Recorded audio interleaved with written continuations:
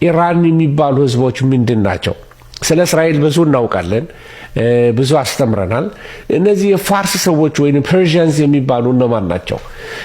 እንግዲህ ዋናው ጥንታዊቷ ፋርስ በአሁኑ ጊዜ ኢራን ተብላ የምትጠራው ናት እና በምዕራብ ኤዥያ የምትገኝ በፋርስ ባህረ ሰላጤ ወይም ፐርሺያን ገልፍ ተብላ በሚጠራ በላይ ደግሞ የካስፒያን ሲ ወይም ደግሞ የካስፒያን ባህር መካከል ያለች በጣም ስትራቴጂክ የሆነ ቦታ ላይ ያለች ሀገር ናት። የፋርስ ህዝቦች ምን አይነት ህዝቦች እንደሆኑ ልንገራችሁ። የፋርስ ህዝቦች በውስጣቸው አንዳንድ ምናልባት ሂስቶሪካል ኤቪደንስ ስለመስጠት ያህል ጽሁፎች ባሳያችሁ ይሄ የምትመለከቱት የራሳቸው እጅ ጽሁፍ ያላቸው ህዝቦች ናቸው። ቋንቋቸው ፋርሲ ይባላል ወይም ፐርሺያን በእንግሊዝኛ ፋርሲኛ ነው እና ይሄ ቋንቋ በሌሎች ቋንቋ ላይ በጣም ተጽዕኖ አድርጓል። በተለይ በአረብኛው ቋንቋ ላይ ተጽዕኖ አድርጓል። ከዕብራይስጥ ጋር የሚመሳሰል ቁጭ ብዬ ስለቅም ነበረ።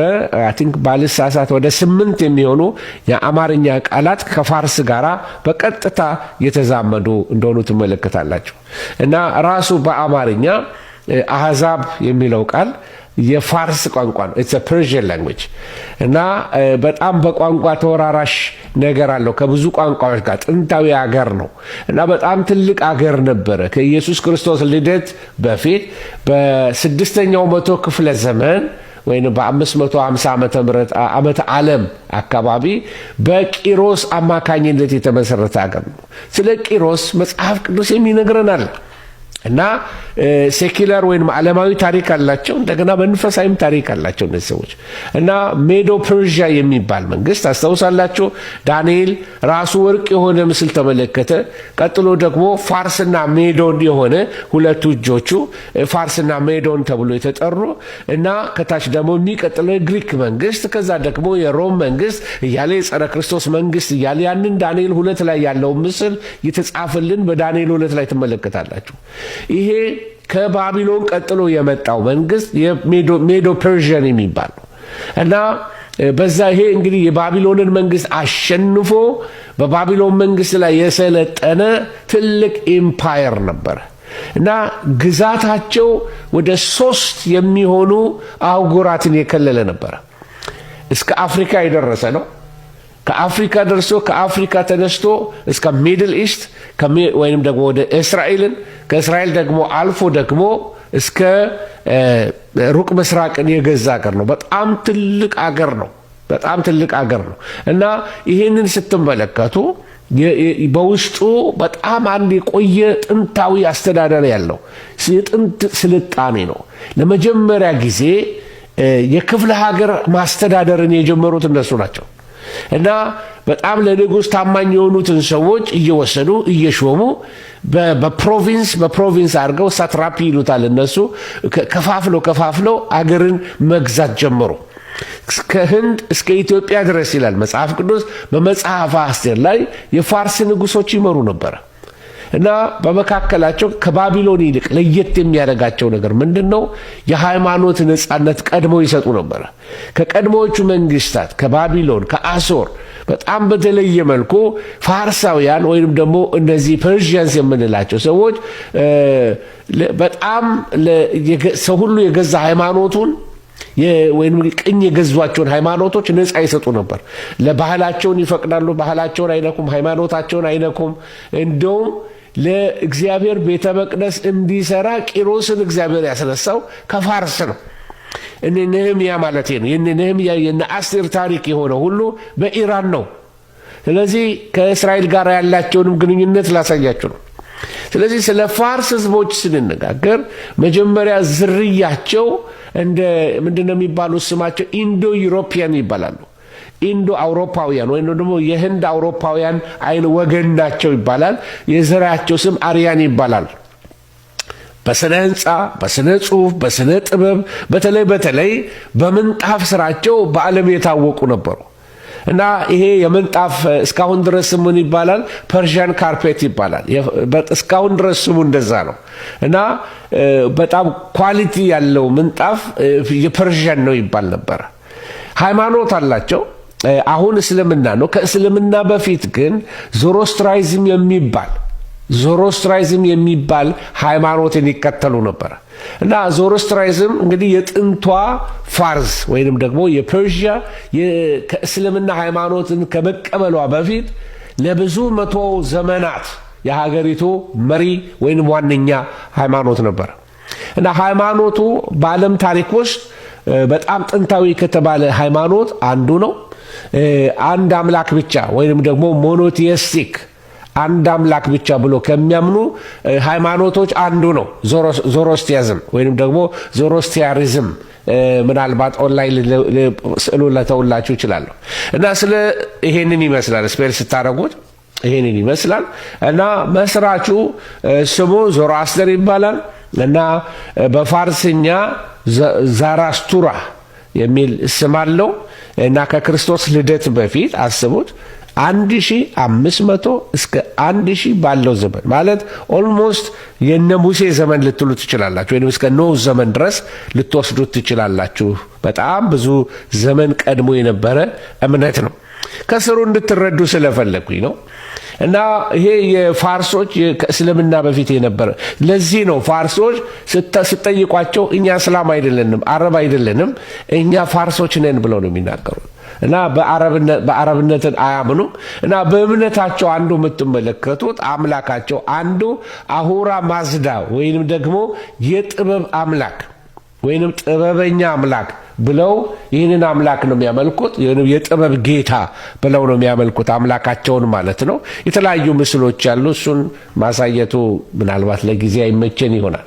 ስለዚህ የጥበብ አምላክ ብለው ይህንን አምላክ ይጠሩታል አሁራ ማዝዳ የአምላካቸው ስም ማለት ነው እና አንዱ እምነታቸው በዚህ ውስጥ ምንድነው ዓለም በመልካም ይሄ መልካም የሚሉት ብርሃን ነው እንደገና በክፉ በጨለማ ኃይሎች መካከል ያለ የትግል ሜዳ እንደሆነች ነው የሚያምኑት።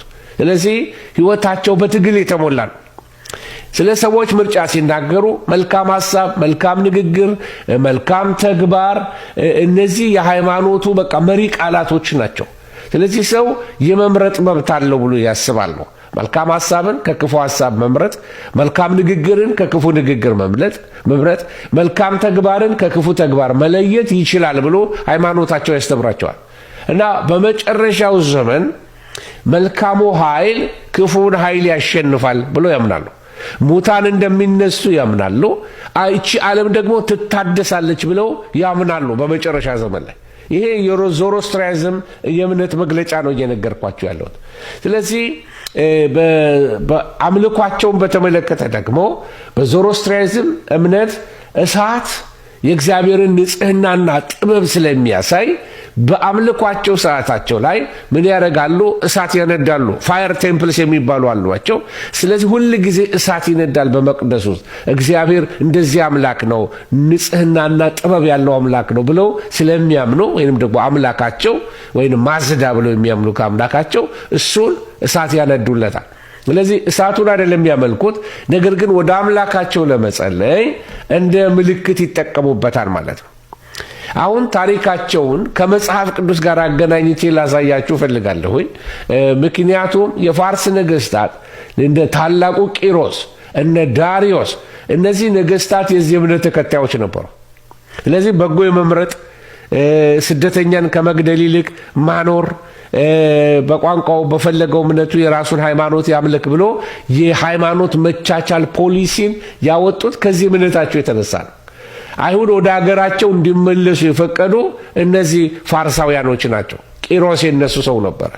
ከዚህ እምነት አስተምህሮ ጋር የተያዘ እንደሆነ እንዴት ትመለከታላችሁ? በጣም ብዙ ምሁራኖች ሃይማኖቱና የዳሪዮስና የቂሮስ አደራረግ ተመሳሳይ ነው ይላሉ። ሌላ ሰዎች ላስታውሳችሁ፣ እነዚህ የፋርስ ሰዎች እነዚህ ማጃይ የሚባሉት ኢየሱስ ክርስቶስ በተወለደበት ቀን ላይ ወይም በተወለደበት ሰዓት ላይ ከምስራቅ ሰብአ ሰገል መጡ። ደማጃ የምንላቸው አንዳንዶቹ የዞሮስትሪዝም ካህናቶች ወይንም ደግሞ ጠቢባን ነበሩ ብሎ ይሄንን ያምናሉ። ስለዚህ ኢየሱስን መጥተው ሰላም ብለዋል ይላል። ሌላው ደግሞ ኮከብን የመከተል መሲሁን መፈለግ በሃይማኖታቸው ስለሚመጣ አንድ መሲህ ስም አላቸው፣ የተነገረ ትንቢት አላቸው በሃይማኖታቸው። ስለዚህ ኢየሱስ እሱ ይሆን ወይ ብለው ነው ከሩቅ ኮከብ እየተከተሉ የመጡት። ይሄ በጣም የሚገርም ነው። በጣም የሚገርማቸው ሌላው ምንድነው? በዓለ ሃምሳ በነበረበት ሰዓት ላይ አንዱ ሐዋርያት በመንፈስ ቅዱስ ተሞልተው ከተናገሩበት ቋንቋ አንዱ የፋርስ ቋንቋ ነበር። በበዓለ ሃምሳም ላይ ተገኝተው ነበር ማለት ነው። ዛሬ ግን ላይ ያለው ፐርሺያ ወይንም ደግሞ ኢራን ሌላ ነው።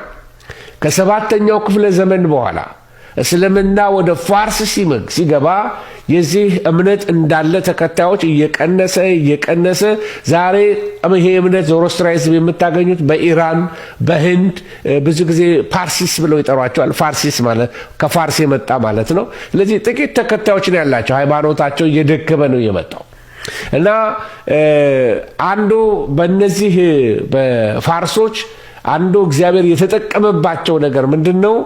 የተሐድሶ መሳሪያ አድርጎ እግዚአብሔር ተጠቅሞባቸዋል።